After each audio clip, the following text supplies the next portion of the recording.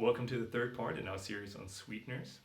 Now, in the last two parts, we first off looked at what are all the aspects we need to consider in order to decide how healthy or unhealthy a sweetener is. In the second part, we looked at glycemic index and sugar composition, and we learned that even though glycemic index can be a helpful tool, it can be misleading because sometimes the glycemic index of a sweetener is low, which would suggest a healthy food. But this is only because there are unhealthy components in this sweetener that lower the glycemic index, such as large fructose levels or large amounts of saturated fat, for example. Now, this video was supposed to be the last part. It turns out there's a little more to talk about, so there's gonna be 4 parts in total, and today we're gonna look at nutrient content and satiety, meaning how well does a sweetener fill us up? Are we very quickly hungry again after eating it, which might facilitate overconsumption of calories and weight gain, or are we satiated for a good amount of time? Now, looking at nutrient content, to visualize the data and to retrieve the data, I used Chronometer, which is a fantastic tool for everyone who likes to track nutrition. And I looked at the nutrient content of 200 kilocalories of each sweetener. Why 200? Because that's the maximum amount of added sugar that we should eat according to the World Health Organization, the German Nutrition Societies, and other organizations. More specifically, they say about 10% of total caloric intake, and since the average adult person should consume 2,000 kilocalories, 10% of that would be 200. Now, nutrient content, I think, is particularly interesting because you oftentimes hear this either in advertisement or on food blogs or health blogs. You oftentimes read, oh, don't use the regular white sugar, use the brown sugar, maple syrup, whatever it is, because these sugars still contain large amounts of nutrients that are retained from the plant. So, and I always wondered, okay, but how much is actually in there? How many vitamins and minerals? So we're going to find out exactly that now, starting off with the regular white refined table sugar. And as we would expect, there's not much to see here, practically no vitamins or minerals due to the very intense refining process. It's pretty much just pure sugar, sucrose, as we learned in the last video, which means each sugar molecule consists of 1 molecule of glucose and 1 molecule of fructose. Now, next up, brown sugar. There must be some goodness retained in the brown color, right? Hardly anything. So next up, honey. Now, with all the flowers that went into the making, we should see something, but nope, hardly anything here as well. We see a little bit of minerals in the brown sugar and the honey, and vitamins in the 1% area for a few, but nothing other than that. Now, maple syrup actually has large amounts of riboflavin, quite to my own surprise, but other than that, not very impressive either. Manganese, good amounts, but manganese we don't really need to worry about, as we easily get enough from other foods. Next up, rice syrup, and nope, not a good contribution to our nutritional needs either. We've got a little bit of iron in there, a little bit of magnesium, but actually that is not surprising because even though it's oftentimes called brown rice syrup, it's actually made from the refined starch from that brown rice. So the starch itself already is a very pure carbohydrate product, which doesn't retain much of the original plant other than the carbohydrates. Next up, we've got agave syrup, and this one is actually the first one that contains some relevant amount of several vitamins. But as we remember from last video, unfortunately that does not make it a healthy sweetener, as it contains very large amounts of fructose. It's almost purely fructose, which is very negative for many health aspects. and weirdly enough, apparently hardly any minerals. Now, next up, Jakun or Yakun syrup. Um, there's very limited data so far on this one, so I've also looked into some additional papers.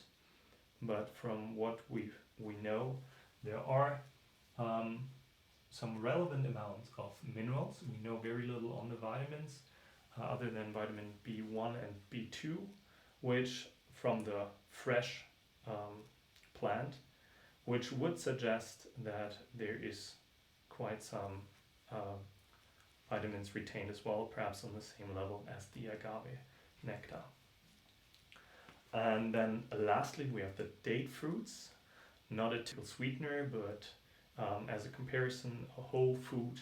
And here we see, similar to the agave nectar, a large array of vitamins contain some relevant amounts, not huge amounts, but a little bit. And it also contains some relevant amounts of minerals. So the only sweetener that has something to offer in both areas. Now we see that if we look at the bottom part at carbohydrates, we see that the only ones containing relevant amounts of fiber are the Yakun syrup and the dates. And that is very important. Yakun syrup is a little bit something, a little bit of a special product, since much of the sweetening power actually comes from a type of fiber called fructooligosaccharides and not from sugars. However, the problem with Yakun syrup is it does also contain sugar, of course, and here again, not an ideal ratio of glucose to fructose, so about a third more fructose than glucose. So even though in the last video it already scored with low glycemic index and with the fiber content that we see here again, I would be careful with consuming larger amounts, especially if you have any problems related to fructose and also the oligofructosaccharides, which have been shown to have health benefits and also might facilitate weight loss and improve insulin sensitivity. They can lead to bloating in larger amounts, so you want to be careful with that one. But other than this, the Yakun syrup and the dates again come out on top. And for the dates, actually the limitation that I mentioned from the World Health Organization do not apply, since this is a whole fruit. And here the benefits from the fiber, all the phytonutrients, etc., actually are larger than the negative effects from the sugar. Let's compare the nutrient that we get from the 200 kilocalories of the different sweeteners to 200 kilocalories of a vegetable like broccoli. And we see that is quite a difference.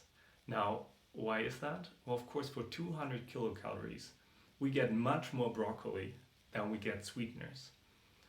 Broccoli is much, much lower in calories, and therefore we actually need almost 600 grams of broccoli to get to 200 kilocalories. Now, I know most people won't eat 600 grams of broccoli a day and don't have to, but this is just to illustrate that you have a budget of calories every day that you can consume without gaining weight, without having adverse health effects. And those are roughly 2,000 kilocalories for the average adult. And you can decide where you want to spend those. Do you want to spend them on what's oftentimes called empty calories, meaning refined sugars, or as we've seen, most of those syrups and natural sugars as well? Or do you want to spend them on low caloric but nutrient dense foods such as vegetables, or of course also whole grains, legumes, and other whole plant foods? So let's now look at satiety and how far these sweeteners might lead to weight gain.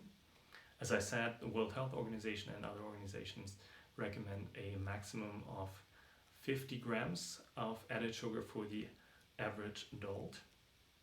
Now, this refers to regular sugar, but also honey, syrups, and even fruit juice. And the reason for that is that all those foods lack fiber.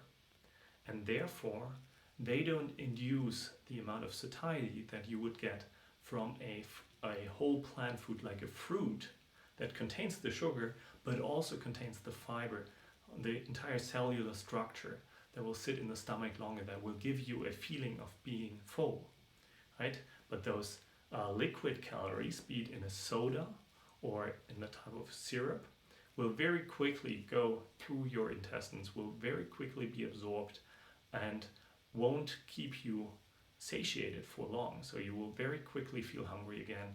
You might even, as we've talked about last video, have this postprandial dip, hypoglycemic dip, meaning you get the blood sugar rise and then it falls down actually below baseline levels, leading to a low blood sugar, signaling your body, oh, we need energy because our blood sugar levels are low. And so all those syrups, sweeteners, whether they are natural or not, are supposed to be limited to a maximum of 50 grams a day. And that is actually quite generous maximum. So the World Health Organization suggests for optimum health outcomes actually a limit of 5% of total calories, which would be half of that. Now, where are most people at? In the US as well as in Germany, the average consumer takes in about 75 grams of added sugars a day. So that is about a third more than the current generous maximum and 3 times than the conservative maximum. A higher intake can facilitate obesity and diseases associated with it, such as diabetes type 2.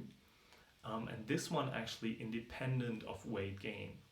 So to wrap this up, we saw that, or the key takeaways are that Yacun syrup and dates are the only one containing relevant amounts of fiber, and fiber is crucial for creating a satiety effect, which then can prevent those negative effects that we see from sweeteners, the weight gain, the diabetes, etc.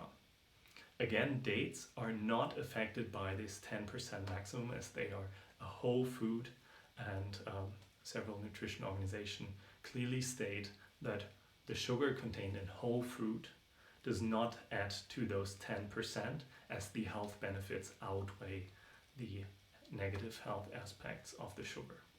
And so the winner today, again, are the date fruits. I know they're not the typical sweetener, but you can easily use them to sweeten foods by either pureeing them with some water to get a spread, sort of like a syrup, or you can buy them as date sugar, which is the whole date fruit ground and dried, and so you can also sprinkle it on food. But yeah, in the next video we'll wrap this series up and then come to an overall conclusion. Yacun syrup, interesting sweetener, might be beneficial, might be worth a try, but again, careful because of the somewhat higher fructose content and potentially bloating effect of the fiber contained in it. Thank you so much. See you next time. Bye bye.